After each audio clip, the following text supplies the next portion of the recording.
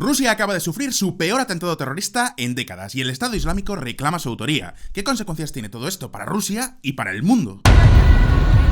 3 hombres armados abrieron fuego al interior de una sala de conciertos, esto en la región de Moscú. Más de 143 los fallecidos. El 22 de marzo a las 8 de la tarde, unos terroristas asesinaron a más de 140 rusos en una sala de conciertos a las afueras de Moscú.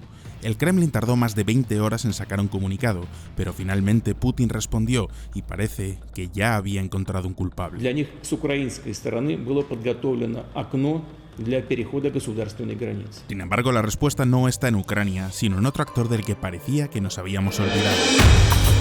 Estado Islámico ha reivindicado la autoría. ¿Vuelve la pesadilla del Estado Islámico? ¿O tal vez es todo mentira? El Servicio Federal de Seguridad ha detenido a 11 personas como sospechosos. ¿Cuál es la verdad? ¿Qué hay detrás de los atentados de Moscú? En este vídeo te lo voy a contar. Rusia acaba de sufrir su particular 11M y al igual que ocurrió en España, el gobierno se ha aventurado demasiado en buscar culpables. A ver, es lógico que lo primero que pensará Putin cuando se entere de todo esto es que Ucrania estaba detrás, pero en situaciones así es mejor tener la cabeza fría, que se lo diga si no a José María Aznar.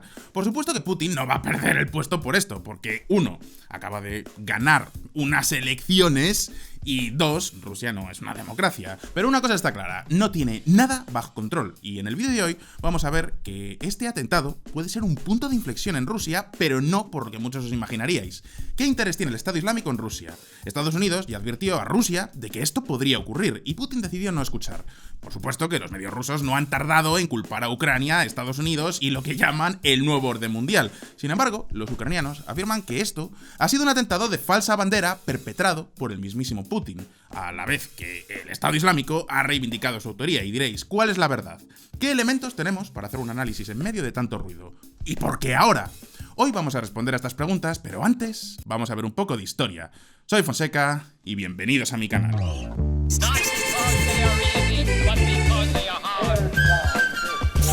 La primera pregunta y la primera hipótesis es, ¿de verdad Ucrania ha sido el artífice de este atentado?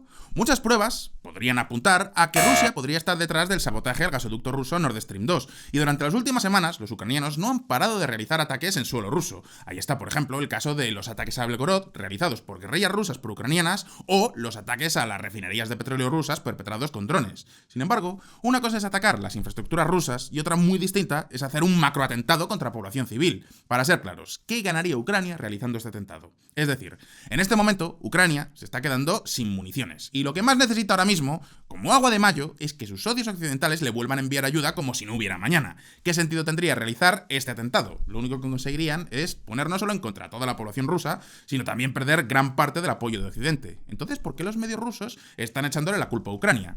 Pues una de las razones es que detuvieron cerca de la frontera de Rusia, Bielorrusia y Ucrania a algunos de los supuestos terroristas. Y aparte, sirve como excusa perfecta para llevar a cabo una movilización general. ¿El problema? Pues que por ahora los detenidos son de Tayikistán. Y además, ¿qué han contestado los ucranianos? Pues atentos. La Dirección Principal de Inteligencia del Ministerio de Defensa de Ucrania calificó el ataque terrorista de hoy en las afueras de Moscú como una provocación planificada y deliberada por parte de los servicios especiales rusos por orden de Putin. Y diréis, ¿qué sentido tiene esto? Pues en primer lugar, esto le serviría al Kremlin para llevar a cabo medidas draconianas contra su propia población, como por ejemplo, una movilización general en todo el país. Fijaos en esta noticia. Según el experto, el ataque terrorista fue organizado con fines intimidatorios. Les gustaría socavar el orden social, pero no entienden que nuestro dolor común solo nos unirá. Quiero coger una ametralladora e ir a la SVO, Operación Militar Especial en Ucrania. Cualquier violencia da a nuestro pueblo la motivación para reaccionar, está seguro Alexander Ivanov. Si esto no es un llamamiento a las armas, no sé qué más puede ser, pero ¿sabéis lo que os digo? No me lo creo. Ya sabéis que yo no soy ningún fan de Putin, pero ¿qué sentido tendría? Quiero decir, ¿de verdad necesita Putin matar a 140 personas para hacer un llamamiento a las armas? Claramente no, ni que fuera Coin de los Juegos del Hambre. Entonces, ¿cuál es la explicación? Pues, ¿habéis oído hablar alguna vez de la navaja de Occam? Es un principio que dice que la explicación más simple es normalmente la más acertada. ¿Y si esto fuera simplemente la obra de aquellos que dicen que lo han hecho? ¿Tiene sentido? Pues ahora mismo lo vamos a ver. La hipótesis del Estado Islámico. Antes de continuar, permitidme que recuerde que en este canal saco vídeos nuevos todas las semanas, así que si os gusta la política internacional alineada con un poquito de humor negro, este es vuestro lugar. Y ahora sí, continuemos con la historia. Lo primero que tenemos que entender es que el Estado Islámico se adjudica atentados terroristas que no le corresponden. ¿Por qué? Luego lo vamos a ver. Es decir, que aunque el Estado Islámico se adjudicara la autoría de esto, no significa necesariamente que fuera cierto. Entonces, ¿por qué pienso que en este caso sí es factible que hayan sido ellos? Lo primero es que tanto Estados Unidos como Reino Unido avisaron a Rusia 15 días antes de un posible atentado por parte del ISIS. Y ya sé lo que estaréis pensando muchos. ¡Oh, qué casualidad que los americanos supieran que un posible atentado iba a ocurrir! ¡Qué raro, ¿verdad? Pues lo cierto es que ya en el 7 de marzo de este año, el Servicio Federal de Seguridad ruso, el FSB, frustró el atentado a una sinagoga en Moscú planeado por el Estado Islámico.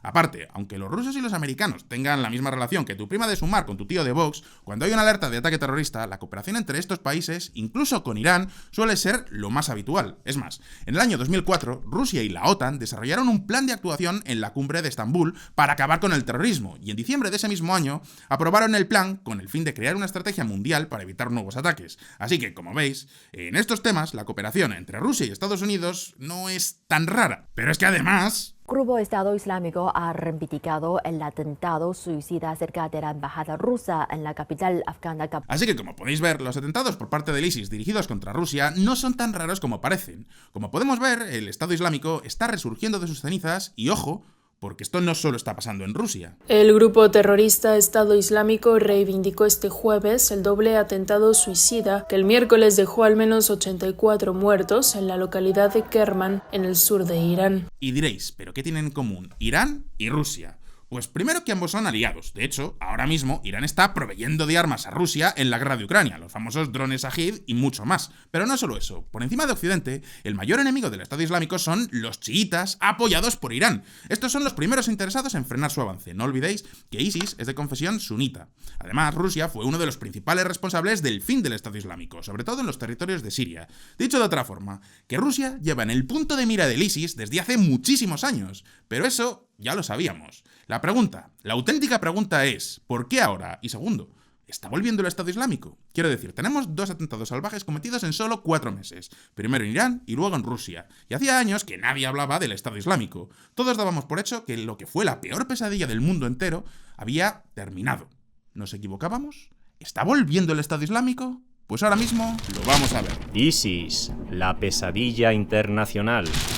Irak, año 2006. El país entero está sumido en el caos total. Estados Unidos había derrocado al dictador Saddam Hussein, pero lo que vino después no fue una democracia, sino un todos contra todos, con Al-Qaeda luchando a la vez contra grupos chiitas apoyados por Irán y las tropas del tío Sam por en medio. De repente, un grupo de miembros de Al-Qaeda decidieron salirse de la organización y crear otra mucho más violenta. Y así es como, el 15 de octubre, proclamaron la creación del Estado Islámico, también conocido como ISIS o Daesh, cuyo líder en aquel momento era el señor Abu Omar al-Baghdadi. Exactamente, la idea de recrear el famoso califato del siglo VII en todas las tierras musulmanas. Y aquí quiero hacer una diferenciación muy importante. El Estado Islámico se diferencia de otros grupos terroristas en 3 cosas. La primera es que eran mucho más violentos y sádicos que cualquier otra cosa vista antes. La segunda es que no se limitaban a sembrar el terror, sino que también querían fundar su propio país.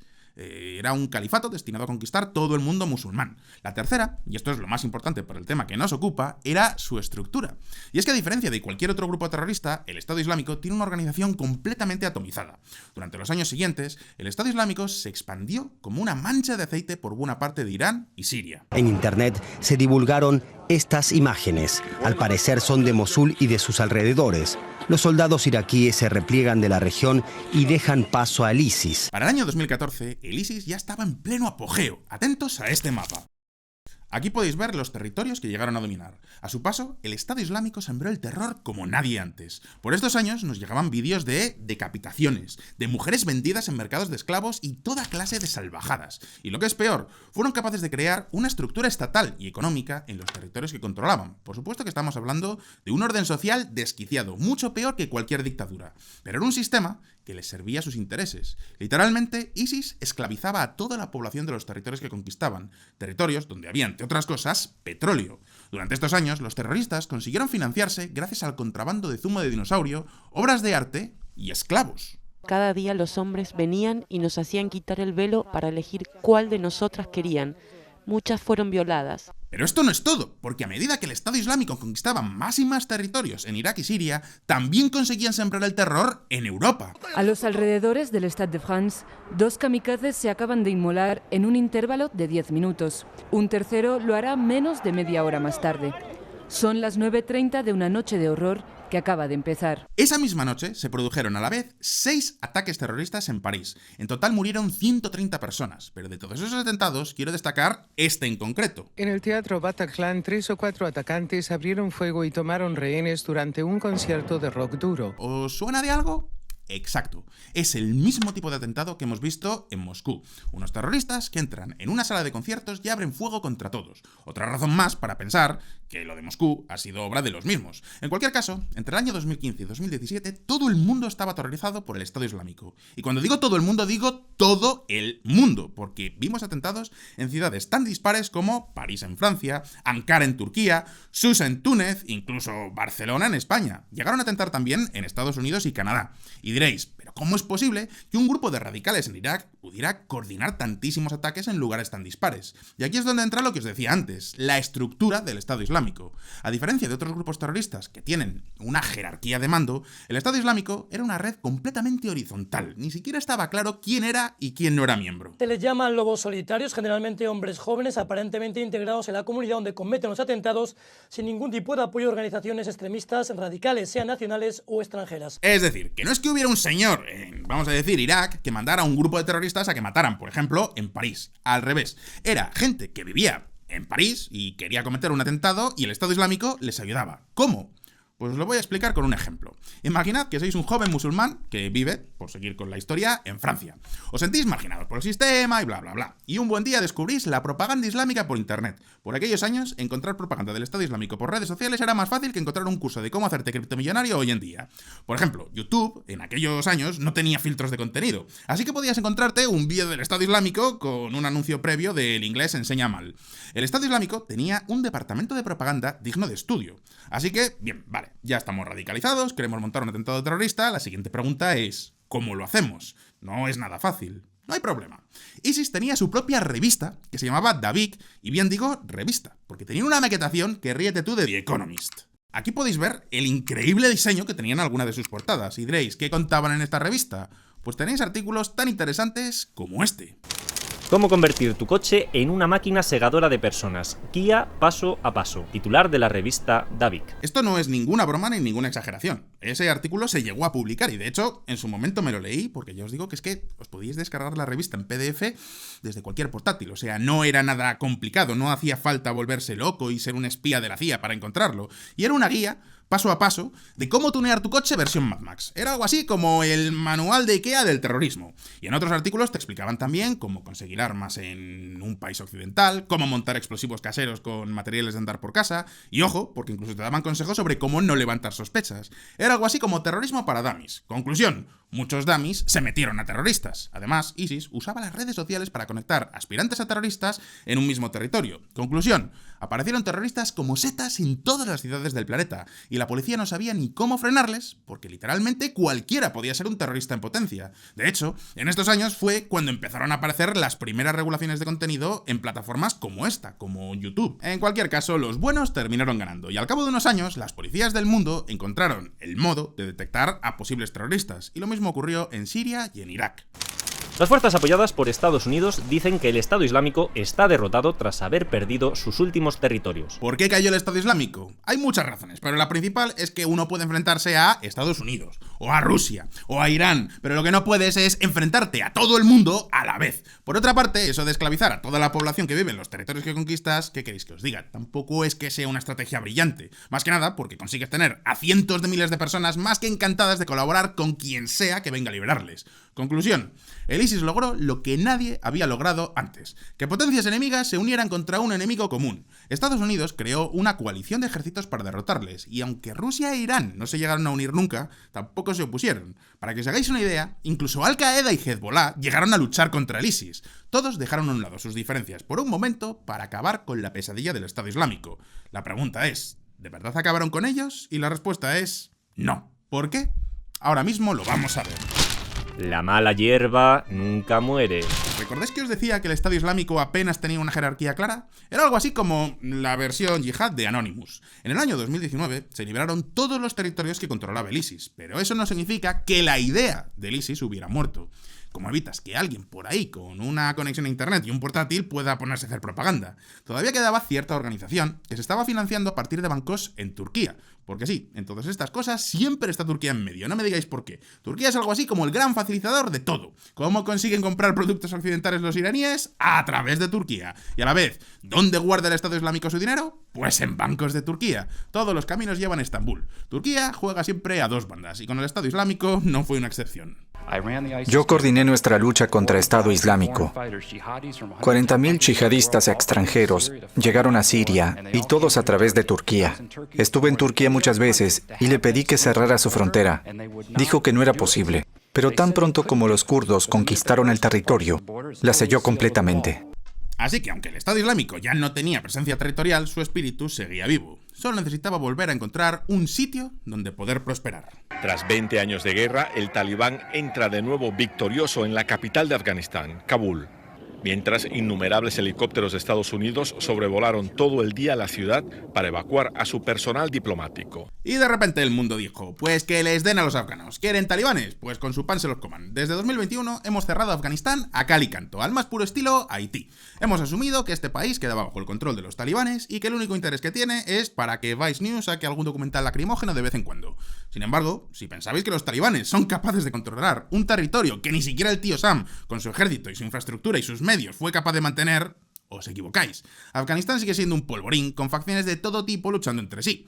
Exacto, terreno fértil para que el Estado Islámico consiga ganar adeptos. El Estado Islámico se opone fundamentalmente a los talibanes. La animadversión del Estado Islámico hacia los talibanes obedece hoy a cuestiones fundamentalmente ideológicas. Y diréis, ¿pero qué diferencias ideológicas pueden tener? Ambos son radicales islámicos de confesión sunita. Pues sí, pero el Estado Islámico es salafista y los talibanes no. Además, ¿de verdad hacen falta diferencias ideológicas reales para justificar una lucha de poder? Basta echar un vistazo a cualquier partido de extrema izquierda para darse cuenta de que no es así. Y si no, que se lo digan a los de Podemos y Sumar. Así que los talibanes ya van en guerra con el Estado Islámico desde hace años. Pero no solo eso. ¿Sabéis qué otro país sigue siendo un auténtico sin Dios? Exacto. Probablemente ya ni os acordéis, pero en Siria siguen en guerra, y durante muchos años Rusia tenía una presencia muy fuerte apoyando al dictador Bashar al-Assad, que a su vez era de confesión chiita y aliado de Irán. Y ojo, no me malinterpretéis, cuando digo el dictador Bashar al-Assad, no digo que los otros sean mucho mejores. De hecho, entre los otros está el Estado Islámico. Una de las formas en que el Estado Islámico ha intentado mantener su influencia en el este de Siria es a través del impuesto Kulfa Sultaniyya, coste real, que grava a comerciantes de petróleo, terratenientes. Al parecer el Estado Islámico cobra un 2,5% sobre el valor de los ahorros y bienes de los particulares. Ojo, el Estado Islámico ya no es ni una sombra de lo que fue. De hecho, ya veis que incluso para cobrar ese impuesto tienen que recurrir a redes de informantes, lo que significa que no controlan el territorio. Es decir, que podríamos decir que es algo parecido a lo que en su día fue el impuesto revolucionario de la ETA, y que el Estado Islámico ya es simplemente una organización terrorista más. Ya no tiene territorio que controlar. Ahora bien, ese dinero es más que suficiente para financiar lo más importante, su red de propaganda. Dicho de una forma poética, el espíritu del Estado Islámico sigue vivo, así que la lucha continúa. Y desde que empezó este año, no han dejado de lanzar ataques terroristas. Primero tuvimos este.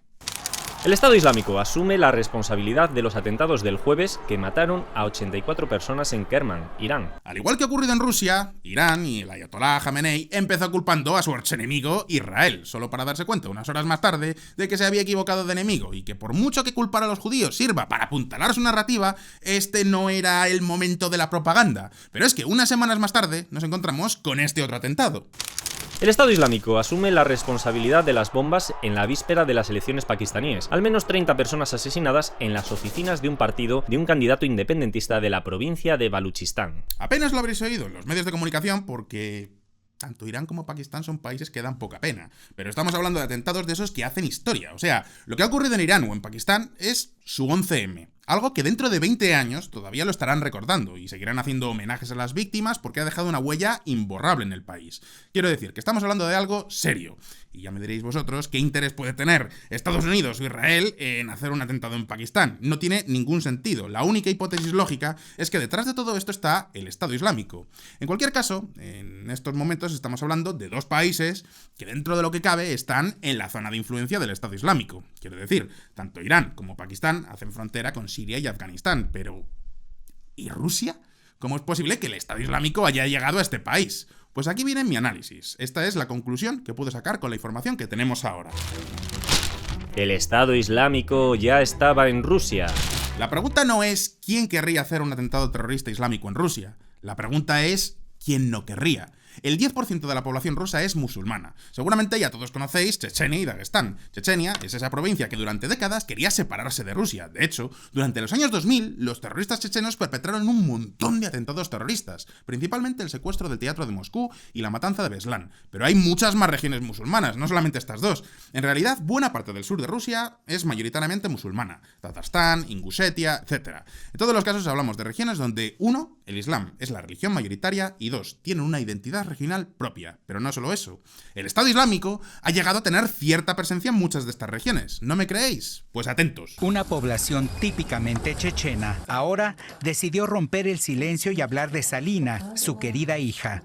Salina siguió a Ruslan. Su marido se marchó a Siria para unirse a Estado Islámico. Y ojo que esto no es un caso aislado. La relación entre Chechenia y el Estado Islámico llegó a tal punto que nos dio grandes historias como esta. 3 mujeres chechenas estafan miles de dólares al ISIS. Todavía recuerdo esta historia y mira que es del año 2015, pero es que es buenísima. En este caso hablamos de 3 chicas chechenas que se pusieron a ligar por internet con unos chicos del Estado Islámico. Por aquella época era bastante normal, porque los terroristas que estaban en Siria o en los territorios del ISIS intentaban seducir a jóvenes incautas por internet para llevárselas al Estado Islámico. Y sí, yo también me lo he preguntado varias veces. Si ya es difícil conseguir una cita con una chica por internet, ¿cómo es posible que convencieran a una chavala para que se metiera en un grupo terrorista? No sé cómo lo harían, la verdad, pero el caso es que ocurría. Sin embargo, en esta historia fue al revés, porque estas chechenas convencieron a esos mujahidines que estaban más calientes que el pecho de un panadero para que les pagaran el viaje a Siria y obviamente nunca aparecieron y se quedaron con miles de dólares. Pero vale, historias graciosas aparte, se calcula que entre 3.000 y 4.000 chechenos se fueron al Estado Islámico. Y diréis, ¿cómo solucionaron el problema por estos lares? Pues al más puro estilo Kadyrov, es decir, bajándose los pantalones. ¿No me creéis? Pues atentos. Kadyrov se refiere cada vez más a los simpatizantes del Estado Islámico como almas perdidas y les pide que se arrepientan. Hace un llamamiento a las familias de los chechenos que han abandonado o planean abandonar Rusia y le recuerda continuamente sus responsabilidades para con sus hijos y hermanos menores. Y ya sé lo que estaréis pensando todos en este momento, ¿pero no se supone que Ramzan Kadyrov era el terror de Chechenia? Pues sí, lo es. Con la gente a la que puede matar, pero los del ISIS son más bestias incluso que él. Así que con esto su solución era: los terroristas necesitan abrazos, no balazos. La violencia solo engendra más violencia. Tranqui, colega, la sociedad es la culpable. Sociedad no hay más que una y a ti te encontré en la calle. Así que sí, Kadyrov se quedó esperando a que el problema del Estado Islámico se resolviera solo. Y cuando se resolvió, recibió a esos miles de excombatientes del Estado Islámico con los brazos abiertos. Los retornados del ISIS traen esperanza y a la vez miedo a Chechenia. Una cosa sí que le tengo que reconocer a Kadyrov. Tiene una red de clérigos musulmanes comiendo de su mano, y esta gente sí que hizo un gran trabajo de radicalizando a toda esta gente. Además, donde no llega la palabra, llega el dinero. Recordad que Chechenia vive casi al 70% de las transferencias que le llegan de Moscú, y no es poco dinero. Todos esos rublos vienen muy bien para comprar voluntades, así que con el Estado Islámico desbaratado en Siria, y todos esos pobres terroristas incomprendidos ya amansados, todos dormían muy bien en Rusia, pero pasan los años y, como ya habéis visto, el Estado Islámico vuelve. Y vuelve con un objetivo en mente: Rusia.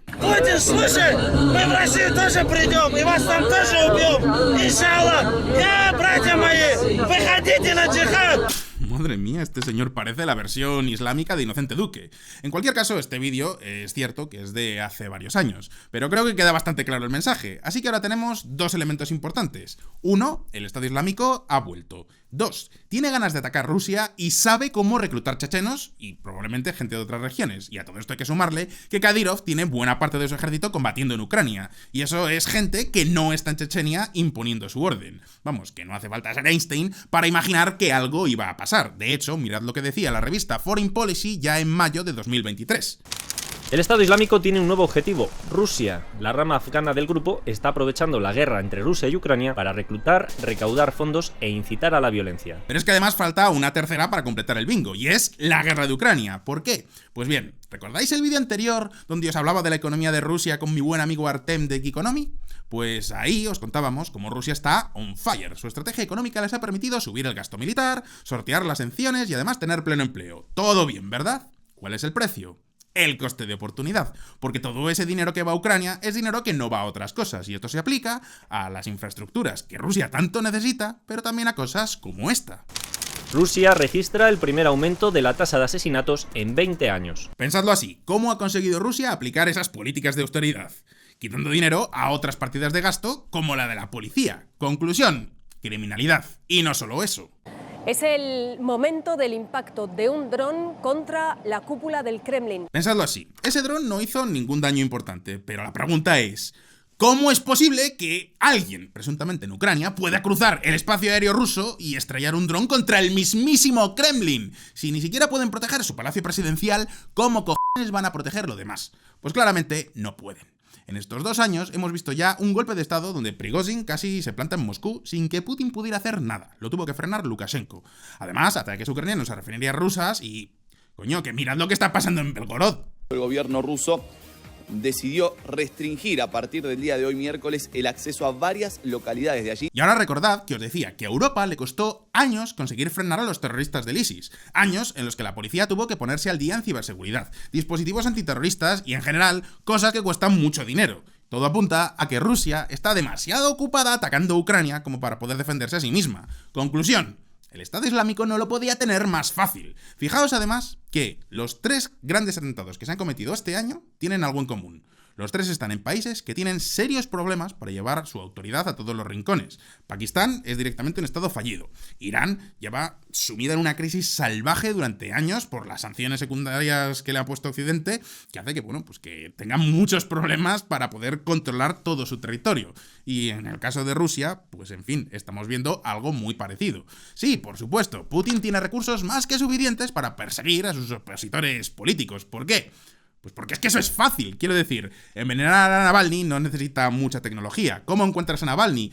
Coño, que es un señor que tiene no sé cuántos millones de suscriptores en YouTube. Da la cara, es fácil saber dónde vive, dónde va a dar un discurso, le puedes encontrar y le puedes envenenar. Envenenar o perseguir a cualquier otro opositor político que está dando la cara y que da discursos es pues, algo que lo puede hacer cualquiera.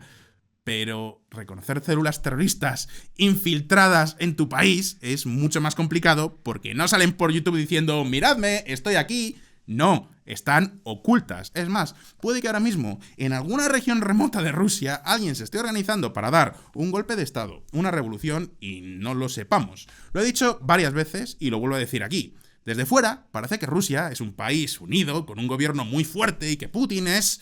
el puto amo, pero cuando te pones a analizar al detalle te das cuenta de que está amarrada entre costuras. Hay un montón de regiones que en cualquier momento querrían separarse y tiene un riesgo continuo de grupos yihadistas. Son cosas que parece que nunca van a pasar hasta que pasan. Y cuando pasan, los prorrusos dicen «Oh, Dios mío, seguro que Estados Unidos estaba detrás de esto». Nadie se imaginaría, por ejemplo, que Prigozhin podría dar un golpe de estado. Muy pocos se imaginaban algo así hasta que ocurrió. En este caso, el peor problema de Putin ahora mismo no es este atentado terrorista. El peor problema es que puede surgir cualquier otro en otro momento y no está preparado. Y ojo, porque esto es lo que ha pasado en Moscú, donde dentro de lo que cabe hay seguridad. Pero habrá que estar atentos a lo que pasa en Chechenia, en Dagestán o en todas las repúblicas de la periferia. Pero eso ya es tema para otro vídeo. Así que ahora la pregunta es para vosotros. Y no, en el vídeo de hoy no va a haber OnlyFans porque este es un vídeo especial que he sacado a la carrera para poder contaros lo que ha pasado. Así que termino con la pregunta que os dejo. ¿De verdad creéis que hay una conspiración detrás de este atentado? ¿O pensáis que la versión más lógica es la más sencilla? ¿Creéis que vamos a ver otro accidente sorpresa en Rusia pronto? Podéis dejarme vuestra respuesta en los comentarios y como siempre no olvidéis que aquí en Solo Fonseca saco vídeos nuevos todas las semanas, así que suscribíos a este canal y dadle a la campanita para no perderos ninguna de mis actualizaciones. Si os ha gustado este vídeo, dadle a like y nos vemos en el próximo. Gracias por estar ahí y hasta pronto. Antes de continuar, permitidme que recuerde...